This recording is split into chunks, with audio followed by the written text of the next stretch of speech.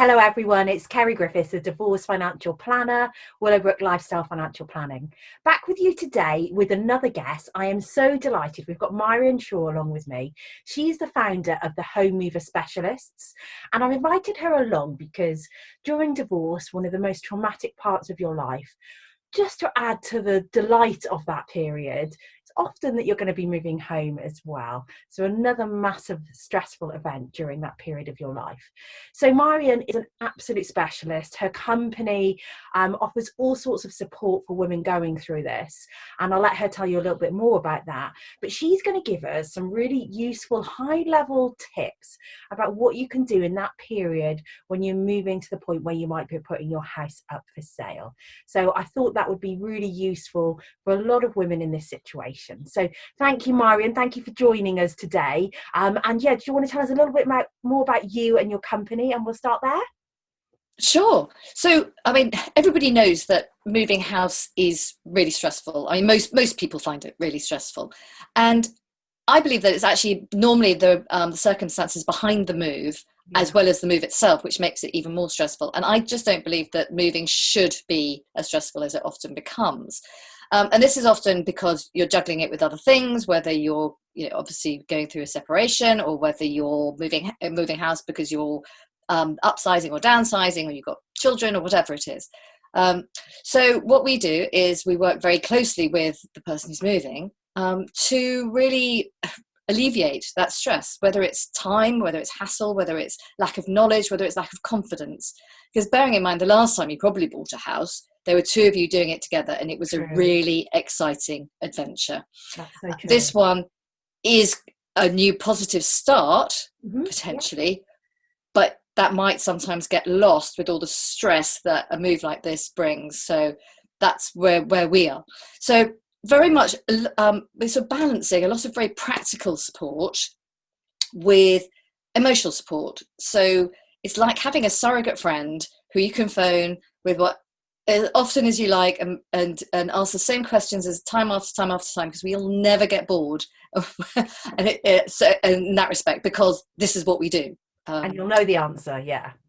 And if yes, absolutely. And we'll be able to give you strategies for how to approach things and what to do and what order to do things, so that you feel in control the whole time. So it's almost coaching you through it as well.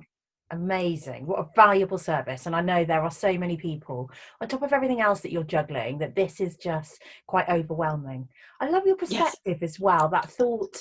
And I often say this, that there comes a tipping point in divorce where you can start to move from the trauma and start to picture and reimagine a new life. And I loved how you put that into perspective, because actually it can be a really positive, fresh start. People have a lot of emotion in their family home, and often it's kind of the thing they most want to keep. But there can be some real advantages to actually choosing to have a fresh new start, even when there's children involved, to kind of build that positive environment together. So yeah, I loved all of that. Thank you, Meirion. So I know that what you've done today, you kind of prepared some high-level strategies and things for women to be thinking about, haven't you? Do you want to tell us a little bit more? Well, the first thing, and this is a horrible term and I apologize for it, but what you don't want to be seen during this process is a distressed seller. And this is basically you're having to sell the family house. And it's the one thing that, I mean, some estate agents are absolutely fantastic and they are worth their weight in gold and they work really hard. And from an estate agent's perspective, getting somebody to the point of offer is the easy bit. It's between the offer and the completion is where the estate agents really are worth their money. Yeah.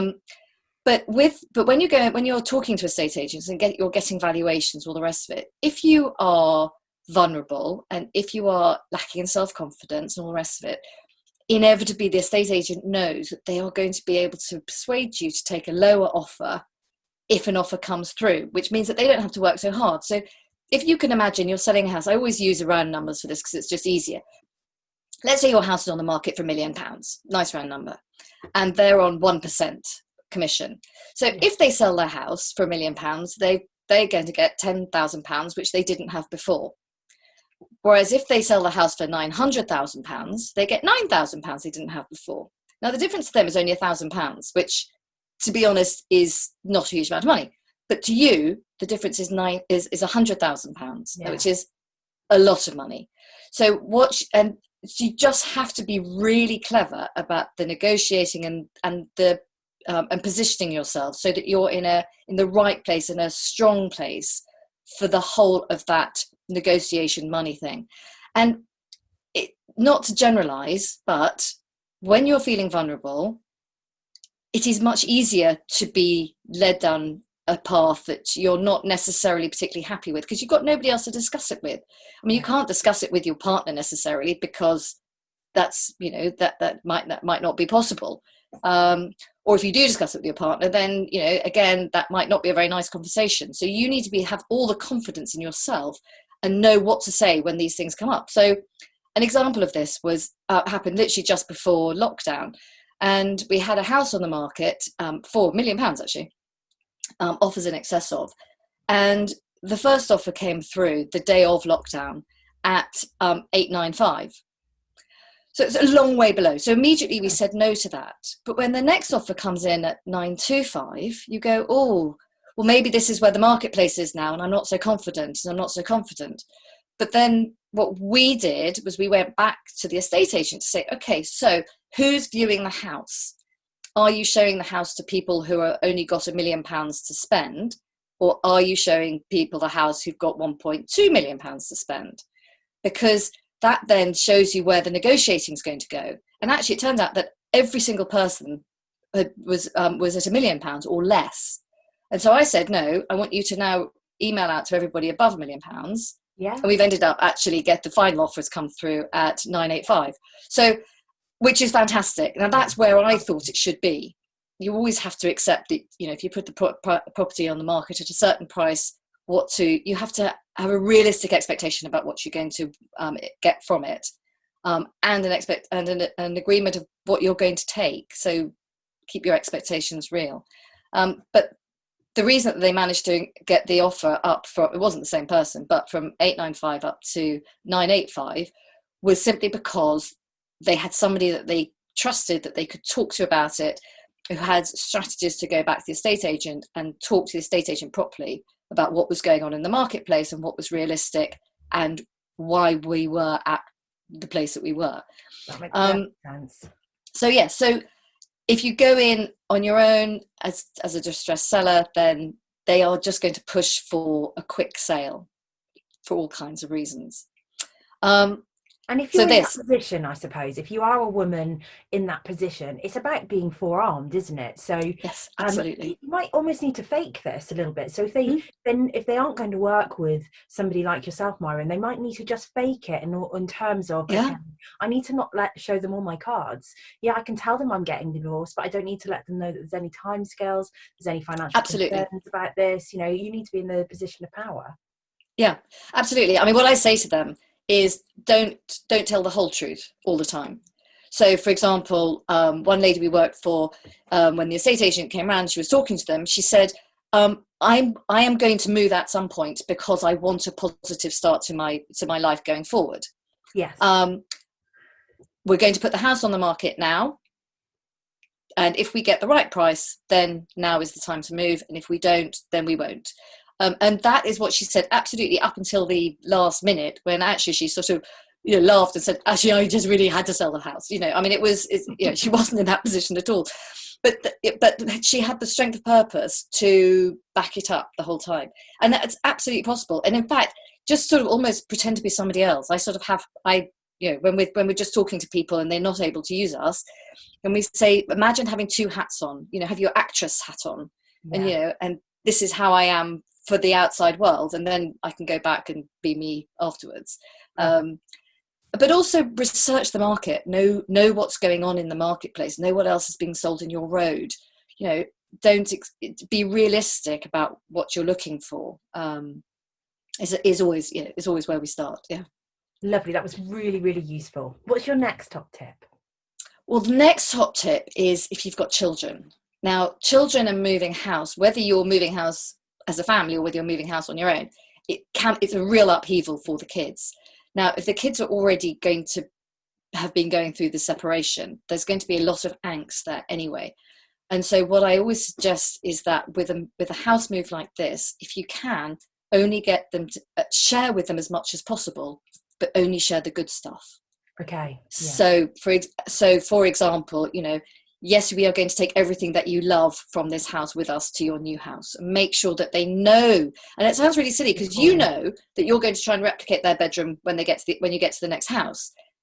But actually, unless you say that to them, unless you say, Teddy's coming with us, or the hamster's coming with us, or, you can still have friends over for sleepover, things like that, they don't necessarily know. And it sounds really straightforward. Yeah, that's but really, if you don't actually do it, and then when you do find the new house that you're going to move to, definitely get them involved in the excitement, and almost plan it around them. So if there's a playroom, maybe this is the time when you give in and you get the PlayStation, or whatever it is. Yeah. But sort of have a few things that means that when they get there, it's really positive, and it's a really big positive step forward. Maybe it's time to get the hamster or the tortoise or something, or in our case, the dog. But involve them in the positive stuff, and try to keep them away from when somebody's coming around to view the house, because that would be really upsetting. And make sure all their stuff's cleared away when people are coming to view the house. But that's actually another tip. I might have to do 4 tips today. So it's basically keep it really positive and upbeat whenever you're talking to the kids about it. And even if you're having to move area, there are always positive slants to whatever you're having to do. It can have an impact on you as well, can't it? Because when you start to see the positives and you're explaining them to the children, it's amazing how that can actually drip down into how you're feeling about it all as well. Absolutely. Yeah, it's really fake it till it's real. It's there are so many advantages of getting your own place, which is yours, and you're not beholden to anybody else anymore, having just gone through what you've gone through. And then being able to share that sort of feeling with the kids is actually really positive. Not looking back, but always looking forward, always glass half full. I know it's really, really difficult to all these things, but that's why sometimes having someone like me to phone and go down the phone to means that when you don't have to share those sorts of things with the kids. So perfect. And then what's your next tip then, Meirion? Your last tip? So the next one I'm just going to chuck in there is when you're showing your house. Okay. So preparation for showing the house, and there's quite a lot of stuff on the website about this as well. When you've got someone coming around to look at the house, they haven't fallen in love with your house yet. So the fact that let's say you've got a dog, your dog beds and dog paraphernalia is everywhere, or your kids' toys and paraphernalia everywhere. You might think it's really cute that you've got nice buckets of toys and everything else everywhere for the kids. The person coming around won't necessarily see it in the same way. So if you can, keep it as blank as possible. I use the expression like you're walking into a hotel room, especially with bedrooms, because they have to imagine themselves in your personal space. So if you can imagine walking into a hotel, if it was full of the person's stuff who just left, you go, oh, this is revolting. That's the sort of thing you've got to realize, that when people are coming to look around your house, they're looking around your house and you're trying to get them to fall in love with it. And so keep it as impersonal as possible, if that sort of situation. But always tidy up the kids' toys. And if you actually just have to put them in the back of your car and drive your car around the corner. That's a great idea. It is a brilliant way of doing it. Isn't it? That's so simple, Try not to stuff cupboards, because people open cupboards and then if everything falls out, then or the garage, because then they're going to go in there and see that there's no storage anywhere else. But people don't mind about garages being stuffed full. Obviously, if you've got a beautifully racked out garage with lots of storage space and they walk in and they can, that's much easier to imagine them living there. But the garage is the one place that actually I don't mind if people are looking around houses that is overstuffed full, because everyone's human after all. Yeah. That was amazing. And did you have a last tip, or was that your last one? Yes. No, I do have one more tip. Okay. This is to help you stay in control. And it's really important to get this to gather all the information before you get to the point of putting the house on the market, and that's gathering all your paperwork together. Okay. So it's things like, when was the boiler have you had a new boiler put in? Has it got a guarantee as a warranty? Is it serviced? Did you have any additional works done to the house? Have you got your planning permission? Have you got your building regs? And having them all together, you'll need your electricity bills. You'll need to know how much it costs a year to run the house. You'll need to know lots of things like this. And if you gather them all together at the very, very beginning, it gives you a feeling of strength. Yeah. Because the other thing you can do is say, so we're putting the house on the market and we know that this is what's going on. This is what's wrong with the house, or whatever. And it's almost having all your ducks in order before you start. So if you know that there is a bit of damp in the bottom left-hand corner of a room, get somebody to come in and have a look at it, get them to quote for how much it's going to cost to repair, and say, when they come, once you've got the offer in, yes, we know that there's damp in the corner, we know it's going to cost this much to repair, and so we've already accounted for that in the price of the property. So it's getting everything, that makes perfect sense, lined up before. But if you can have all your paperwork, because the one thing I know about when you're stressed and your head's all over the place, you're not necessarily very good with filing. I speak from experience. So if you can just get everything in order before you start the process, then that helps hugely further down the line. The other factor here is often the women that I'm working with weren't the ones who would have been managing that side of the paperwork. Oh, absolutely. Yeah. So particularly when they're going through divorce, there comes a point where when the divorce is done, that it's actually quite hard to kind of source that sort of paperwork. So it should really be forming part of the negotiations. I mean, it's unlikely the property is going to be sold before the divorce is completed anyway. But actually, when the solicitors are still involved and they can set some expectations of kind of sharing that paperwork, will just mean that you're not left hanging waiting for a vital piece of paperwork to complete a sale that the party has got. Absolutely, that's to form part of the negotiations as well. So and actually just being upfront and knowing what you need is half the battle. Because quite often, the solicitors will come back with a question and you'll go, "But I haven't got a clue what the answer is." So it's if you can have everything sorted out at the beginning, then anything that they chuck at you, you can just go, "Oh, here you go. Here you go." Because there is so much that you're going to be dealing with during the divorce as that comes to a close. To have this part sorted and organised would be absolutely brilliant. Thank you, Meirion. They've been super, super useful tips. Pleasure.